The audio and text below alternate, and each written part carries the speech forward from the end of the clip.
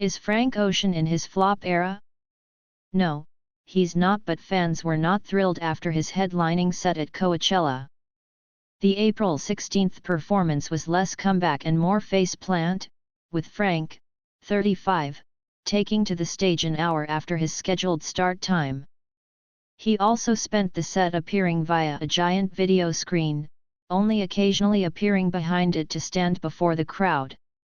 Amid reports about why the reclusive and beloved performer failed to deliver, The Hollywood Reporter claims that Frank suffered an ankle injury in rehearsals during the week leading up to Coachella.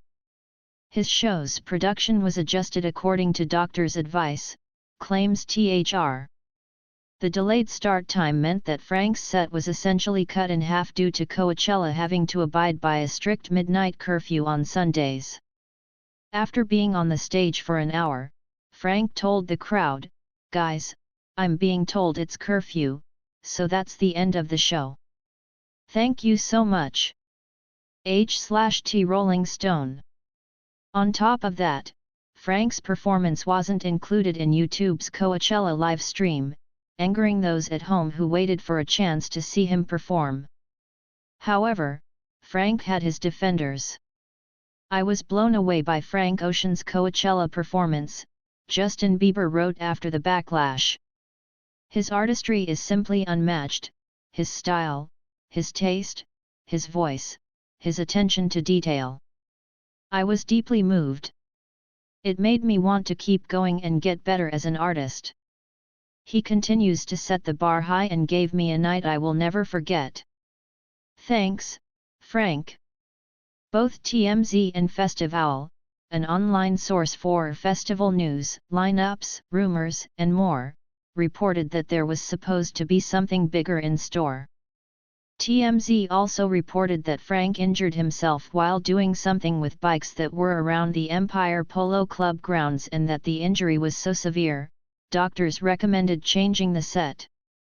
Apparently, 100 Los Angeles-based hockey players were involved in the set, which included an ice ring.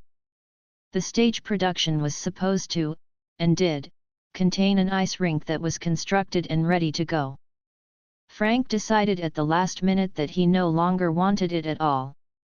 All of the people walking around him at the start of the performance were actually ice skaters, had been practicing for weeks, and were supposed to be skating as part of the production.